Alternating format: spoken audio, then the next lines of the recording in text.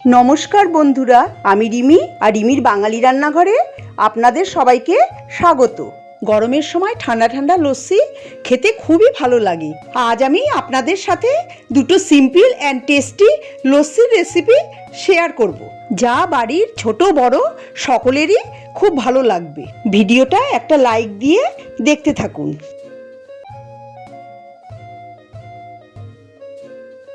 Chocolate lassi বানানোর জন্য আমি ব্লেন্ডিং জারে 1 কাপ দই দিয়ে দিচ্ছি। এবার আমি দিয়ে দিচ্ছি 3টে চকলেটের কিউব। আপনারা চকলেটের কিউবের বদলে কোকো পাউডারও ব্যবহার করতে পারেন, কিন্তু সবার বাড়িতে যেহেতু চকলেট বার থাকেই, তাই আমি এটাই ব্যবহার করছি। এবার আমি 2 টেবিল চামচ চিনি দিয়ে দিচ্ছি। 2 টেবিল চামচ চিনি ঠিক আছে, চাইলে আপনারা মিষ্টি কম খেলে কমও দিতে পারেন আরেকটু। আর দিয়ে দিচ্ছি অল্প পরিমাণে চকলেট সিরাপ। এবার আমি দিয়ে দেব অল্প পরিমাণে আইস কিউব। সামান্য একটু জল দিয়ে ঢাকা বন্ধ করে ব্লেন্ড করে নেব। এবার আমি চকলেট লস্যি ব্লেন্ড করে নিচ্ছি। Chocolate lassi ready. এবার আমি সার্ভ করে নেব। আমি একটা সার্ভিং গ্লাস নিয়ে এসেছি, এর মধ্যে আমি লস্যিটা ঢেলে দিচ্ছি।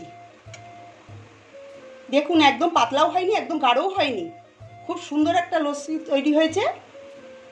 আমি একটু চকলেট গ্রেট করে এর উপরে দিয়ে দিচ্ছি, আর এর উপরে একটু চকলেট সিরাপ ছড়িয়ে দিচ্ছি।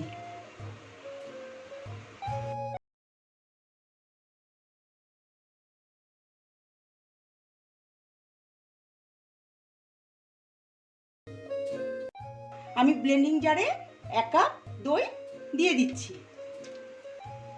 দইটা আমি ঘরে পেতেছি। এবার আমি দিয়ে দেব 2 টেবিল চামচ চিনি। এরপর আমি দিয়ে দেব রোজ সিরাপ। 2 টেবিল চামচ রোজ সিরাপ দিয়ে দিচ্ছি।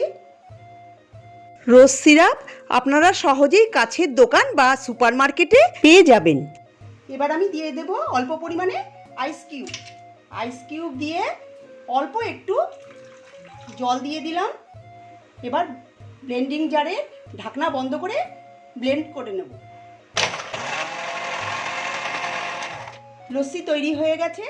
এবার আমি সার্ভ করে নেব। আমি একটা সার্ভিং গ্লাস নিয়ে নিয়েছি। এবার আমি এর মধ্যে লস্যিটা ঢেলে দেব। দেখুন, একদম পাতলাও হয়নি আর ঘনও হয়নি, মাঝারি মাপের হয়েছে লস্যিটা। এবার আমি এর মধ্যে কাজু একটু গুঁড়ো করে দিয়ে দিচ্ছি, আর ফ্রেশ গোলাপের পাপড়ি এর মধ্যে দিয়ে দেবো ছিঁড়ে।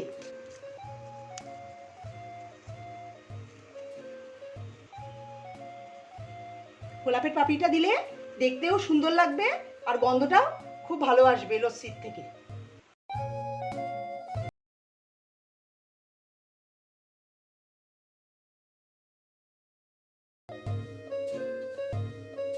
আমার আজকের রেসিপি যদি ভালো লেগে থাকে তবে কমেন্ট করে জানাবেন। নতুন বন্ধু হয়ে থাকলে আমার চ্যানেলটিকে সাবস্ক্রাইব করার অনুরোধ জানালাম।